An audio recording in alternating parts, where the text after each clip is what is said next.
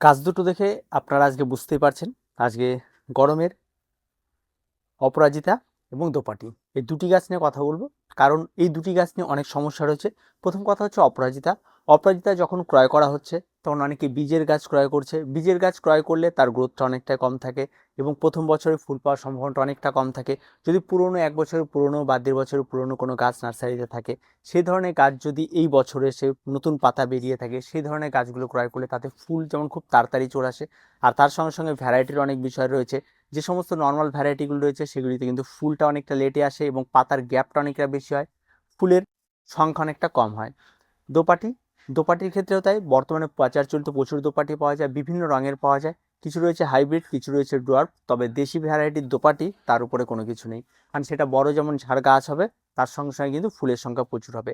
আর দেশি যে সমস্ত ভ্যারাইটি রয়েছে তার মধ্যে সবচেয়ে জনপ্রিয় লাল। ফুল অলরেডি ফুটে গেছে, ছোট থেকে সে সমস্ত গাছগুলো ফুল ফোটা শুরু হয় এবং এই সমস্ত গাছগুলি দীর্ঘ সময় মোটামুটিভাবে অক্টোবর মাস পর্যন্ত বেঁচে থাকে, আর এটা তো সারা বছরই বেঁচে থাকে। আজকে মূলত এই সমস্ত গাছগুলি অনেকেই ক্রয় করছে। বাজারে বা নার্সারিতে ক্রয় করতে গেলে 20, 25, 30, 50 জায়গা বিশেষে বিভিন্ন দাম হয়ে থাকে। তবে খুব একটা বেশি দাম নেওয়ার কথা না, 50-এর উপরে তো যাওয়ারই উচিত না। তো এই সমস্ত গাছগুলিকে যখন একজন নতুন বাগানি গাছগুলি ক্রয় করে নিয়ে এসছে এবং তারপরে সেই সমস্ত গাছগুলি সে লাগিয়ে দিচ্ছে, তারপরে প্রথম সমস্যা দোপাটির ক্ষেত্রে গাছের গোড়া পচে যাচ্ছে। অপরাজিতার ক্ষেত্রে যে সমস্যা, গাছের গ্রোথ হচ্ছে না। এই যে ব্যাপারগুলি রয়েছে এই ব্যাপারগুলি নিয়ে আজকে সমস্ত ভিডিওটি। তো পুরো ভিডিওটি স্কিপ না করে দেখতে থাকুন। সবার প্রথমে বলে আসি দোপাটি। দোপাটি এবং অপরাজিতা দুটোই গরমের ফুল। দুটোর ক্ষেত্রে আলাদা তেমন কোনো কিছু হয়, দুটোর ক্ষেত্রে একই রকম পরিচর্যার প্রয়োজন রয়েছে, তাই দুটো আলাদা আলাদা করার কোনো কিছু নেই। সবার প্রথমে চলে আসি টবের সাইজ। দেখুন, এই সমস্ত কাজগুলি করার জন্য সর্বনিম্ন 6 ইঞ্চি মাপের টব আপনাকে নিতে হবে। আপনি যদি এখানে 6 ইঞ্চি মাপের টব না নিয়ে 10 ইঞ্চি বা তার চেয়ে বড় নিতে পারেন তাহলে কোনো অসুবিধা নেই, আপনি অনায়াসে নিতে পারেন। তাই বেশি বড় নিলে একটা গাছ থাকবে এবং সেখানে গাছটা ছোট থাকবে এবং টবের সাইজটা বড় থাকবে, সে দেখতে ভীষণ খারাপ লাগে। ঠিক আছে, তো টবটা সম্পূর্ণ আপনার পছন্দ মতো মাটিতে লাগালে আরও ভালো। এটা মাটিতে লাগালে অনেকটাই বড় হবে দুটো গাছের ক্ষেত্রেই। এবার সেই মাটির মিশ্রণ। দেখুন, এই সমস্ত গাছগুলির জন্য মাটির মিশ্রণ যেটা নেবেন সেটা খুব নর্মাল মাটির মিশ্রণ। এর জন্য হাইফাই অনেক কিছু দিতে হবে এমন না। এই সমস্ত গাছগুলি জাস্ট গরম পেলেই বেড়ে ওঠে। যত গরম পড়বে, যত সূর্যালোক লাগবে, তত এদের গ্রোথটা কিন্তু আপনি দেখতে পারবেন। সূর্যালোকটা কিন্তু খুব গুরুত্বপূর্ণ। এবার আসি, এবার মাটির মিশ্রণটা বলে দিই যে 50% মাটি, 30% কম্পোস্ট, 20% বালি, এই দিয়ে একটা মাটির মিশ্রণ তৈরি করবেন, যেটা সাধারণত আমরা সমস্ত ইনডোরের ক্ষেত্রেও বলে থাকি।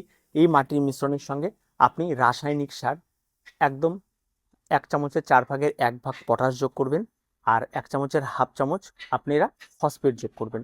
যদি কারো কাছে না থাকে এই সমস্ত কিছু তাহলেও চলবে, তবে সেক্ষেত্রে হাড় গুঁড়ো, শিংকুচি কিছু একটা থাকলে সেগুলো অ্যাড করলেও চলবে, তাতে কোনো রকম কোনো অসুবিধা নেই। বা যদি কোনো কিছুই না থাকে তাহলে শুধু ওই মাটির মিশ্রণ দিয়ে আপনারা লাগিয়ে দিতে পারলেই হবে। যদি মাটির মিশ্রণের মধ্যে আপনার কাছে গোবর সার থাকে তাহলে সবচেয়ে বেস্ট হয়ে থাকে এই সমস্ত গাছের জন্য গোবর সার। আর যদি পাতা পচা থাকে তাহলেও হবে, ভার্মি কম্পোস্ট থাকলেও হবে। এবার গাছ লাগিয়ে দেওয়ার পর আমাদের কি করতে হবে? প্রথমে দেখুন, এই সমস্ত প্যাকেটগুলি সবার আগে আপনাকে ছাড়িয়ে নিতে হবে খুব ভালো করে। আর এই যে রুট বলটি রয়েছে, রুট বলটি যাতে না ভাঙে সেই জন্য আপনাকে আস্তে আস্তে করে সেই জায়গা থেকে গাছগুলোকে বের করে নিতে হবে। রুট বল যদি ভেঙে যায় তাহলে কিন্তু গাছ, সিড গাছ যেটা, সেটা অনেকটা নষ্ট হয়ে যায়, সেক্ষেত্রে গাছ ঝিমিয়ে যায়। যেহেতু এখন তীব্র কড়া রোদ, তাই সেক্ষেত্রে গাছ নষ্ট হয়ে যাওয়ার প্রবণতাটা অনেকটাই বেড়ে যায়। তাই চেষ্টা করবেন খুব স্লোলি খোলার এবং ধীরে ধীরে ব্লেড দিয়ে এই সমস্ত পলি ব্যাগগুলিকে কেটে দিয়ে আপনারা বের করবেন। এটা কিন্তু খুব গুরুত্বপূর্ণ বিষয়।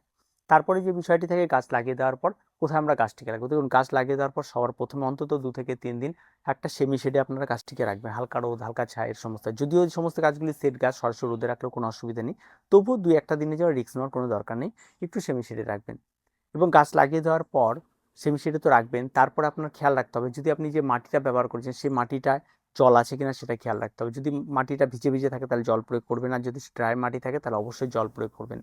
আর জলটা কিন্তু অত্যন্ত গুরুত্বপূর্ণ, বিশেষ করে দোপাটি গাছের ক্ষেত্রে। দোপাটি গাছের ক্ষেত্রে এই জলটাই কিন্তু গাছের গোড়া পচিয়ে দেয়, তাই গাছের গোড়া যেন একদম চ্যাপচ্যাপে না হয়ে থাকে, প্রচুর পরিমাণে জল না জমে থাকে, সেটা খেয়াল রাখবেন। প্রতিদিনের জল প্রতিদিন দিতে হবে, সকালে জল দেবেন, আবার শুকিয়ে যায়, পরের দিন আবার সকালে জল দেবেন। এইভাবে আপনাকে শিডিউলটাকে মেনটেন করে জল দিতে হবে, তাহলে গাছ কিন্তু অত্যন্ত ভালো হবে। এটা কিন্তু অবশ্যই খেয়াল রাখতে হবে। তারপরে যে বিষয়টি রয়েছে, অপরাজিতার ক্ষেত্রে একই রকম, জলটা খুব ভীষণভাবে মেনটেন করে দিতে হবে। আর সূর্যালোক, দুটো গাছের ক্ষেত্রেই সারাদিন সূর্যালোক লাগে এমন জায়গাতে রাখতে হবে, তাহলে গাছের গ্রোথ সবচেয়ে বেশি হয়ে থাকবে এবং এটা কিন্তু অত্যন্ত গুরুত্বপূর্ণ একটা বিষয় খেয়াল রাখতে হবে। অপরাজিতা গাছের ক্ষেত্রে আরেকটা বিষয় রয়েছে, এটা গাছকে যদি আরও ঝাড় করতে চান, টবের মধ্যে যদি কোনো ঝাড় বা ঝাং বা কোনো কিছুতে লতিয়ে না উঠাতে চান, একটা জায়গায় যদি আপনি বুশ করতে চান তাহলে সেটাও পারবেন। এই গাছের ক্ষেত্রে বুশ করতে পারবেন, কোনো অসুবিধা নেই। এই গাছের ক্ষেত্রে মাঝে মাঝে উপরে যে সমস্ত গাছগুলি বেয়ে বেয়ে উপরে উঠবে সেগুলি একটু ছেটে দেবেন, একটা গাছের জায়গার মধ্যে, ছোট জায়গার মধ্যে দারুণ বুশ হয়ে থাকে, কোনো অসুবিধা নেই, সেখানেও প্রচুর পরিমাণে ফুল দিয়ে থাকে। দোপাটি ছোট থেকে বড় হবে, ফুল দিতে দিতে বড় হবে, মাঝে মাঝে যদি আপনার মনে হয় যে একটু ডালগুলি বেশি লম্বা হয়ে গেছে, ঠ্যান ঠ্যান হয়ে যাচ্ছে, তাহলে একটু মাথাগুলিকে কেটে দেবেন। কিছুদিন হয়তো ফুল কম পাবেন, কিন্তু আবার দেখবেন সুন্দরভাবে ফুল পাওয়া কুড়ি বাড়ানো শুরু করবে। তবে দোপাটির ক্ষেত্রে আমি বলবো না কাটাই সবচেয়ে ভালো, কাটলে আপনি অনেকটা হতাশায় ভুগতে পারেন, কারণ বেশ কিছুদিন আপনাকে রেস্টে রাখতে হবে, মানে গাছটা ডালপালা ছাড়তে একটু সময় নেবে। তবে গাছে খাবার দিন, এভাবে চলুন। এবার গাছে খাবারের বিষয়ে আসি। একদম পাতি সর্ষার খোল পচা জল যদি থাকে সেটা ব্যবহার করুন, যদি না থাকে সর্ষার খোলের গুঁড়া, যদি গন্ধ মনে হয় সর্ষার খোলের গুঁড়া নিন, একদম ডাস্ট করে নিন। আর 1 চামচ সর্ষার খোলের গুঁড়া, আর তার মধ্যে 10 দানা ডিএপি বা এনপিকে 15-15-15, যেটাকে আমরা বাজারে সুফলা বলি, সেটা যে কোনো একটা কিছু 10 থেকে 12 দানা মিশিয়ে দেবেন ওই 1 চামচ খোলের মধ্যে, খোলের গুঁড়োটা নেবেন, নিয়ে এই সমস্ত গাছে ব্যবহার করবেন। এই ব্যবহারটা করবেন আপনি পুরো 15 দিন পর পর প্রত্যেকটা গাছে গাছে ব্যবহার করবেন। আর যদি খোল পচা জল থাকে তাহলে 100 গ্রাম খোল 1 লিটার জলে গুলিয়ে ভিজিয়ে দেবেন, এবং সেই খোলটাকে আপনার 10 লিটার জলে গুলিয়ে নিয়ে, সেটা আপনার কথা, সেটা আপনার পরিমাণটা আমি অনেকটা বললাম, যদি অনেক গাছ থাকে, আর সেটা আপনি অল্প হলে অল্প করে আপনি সেটা করে নেবেন। সেটা নিয়ে পাতলা করে গুলিয়ে প্রতি সপ্তাহে গাছে ব্যবহার করবেন। রেজাল্ট আপনি নিজে চোখে দেখতে পারবেন, দুর্দান্ত রেজাল্ট হয় প্রত্যেকটা গাছের ক্ষেত্রে। তাই এই সমস্ত গাছগুলি অত চিন্তা ভাবনা করার কোনো কিছু নেই, এই সমস্ত খাবারগুলি দিলেই খুব সুন্দরভাবে গাছ হয়ে যায়। তারপরে যে বিষয় থাকে রোগ পোকামাকড়, এই দুটো গাছের মধ্যে সবার আগে রোগ পোকামাকড় লাগবে দোপাটি। এটা তো জংলি গাছ, এর মধ্যে কোনো রকম রোগ পোকামাকড়ের কোনো ব্যাপার নেই, তবুও মাঝে মাঝে মাকড়ের আক্রমণ ঘটে, আর এটাতেও ঠিক তাই। নিম তেল যদি থাকে খুব ভালো, অন্তত প্রতি 15 দিন অন্তর একবার করে নিম তেল গাছে ব্যবহার করা অত্যন্ত প্রয়োজন রয়েছে। আর যদি না থাকে বাজার চলতে সুপার কিলার পাওয়া যায়, একদম কম দাম, 60 থেকে 70 টাকার মধ্যে আপনি পেয়ে যাবেন। সেটা নিয়ে 1 লিটার জল 2 ml গুলে নিয়ে গাছে স্প্রে করবেন, গাছ অনেক বেশি ভালো থাকবে। শুধু এই গাছ না, যত গাছ আছে সব গাছে স্প্রে করবেন, 1 লিটার জল তার দুটো গাছে লাগবে না, আর অন্যান্য গাছে স্প্রে করে দেবেন, তাতে সে খুব ভালো রেজাল্ট পাবেন আপনারা। আর ফাঙ্গাল আক্রমণ, এই সমস্ত গাছগুলি সহজে ফাঙ্গাল আক্রমণ করবে না। ফাঙ্গাল আক্রমণ বর্ষার জল যখন পড়বে, আর বর্ষার জল এই সমস্ত গাছে পড়া মানে কিন্তু গাছের গ্রোথ আরও 2 থেকে 3 গুণ বেড়ে যাবে। তাই আপনাকে জাস্ট গাছগুলিকে এই সময়ে রেখে দিতে হবে। আর গাছে ফুল প্রতিদিন তুলে নেওয়ার চেষ্টা করবেন, অপরাজিতা হোক বা এই সমস্ত গাছ হোক, তাহলে দেখবেন গাছ আরও ফ্রেশ থাকবে। এবং সকালে ফুল ফুটলে যদি আপনি মনে করেন তুলতে চান তাহলে পরে তুলবেন, আর যদি না তোলেন তাহলে সেই সমস্ত ফুলের যে অবশিষ্ট অংশগুলো থাকে সেগুলি যেন গাছের গোড়া থেকে দূরে থাকে, কারণ সেগুলি পচলে ফাঙ্গাল আক্রমণ হতে পারে। সেগুলি একটু খেয়াল রাখবেন, এভাবে আপনার চলবে। আর তেমন কোনো রকম কোনো পরিচর্যা নেই। আর তারপরে যদি কোনো অপরাজিতা বা এই সমস্ত কিছুর কোনো সমস্যা থাকে, অবশ্যই কমেন্ট বক্স খোলা রয়েছে, কমেন্ট করুন। আর দেখা হচ্ছে পরবর্তী ভিডিওতে।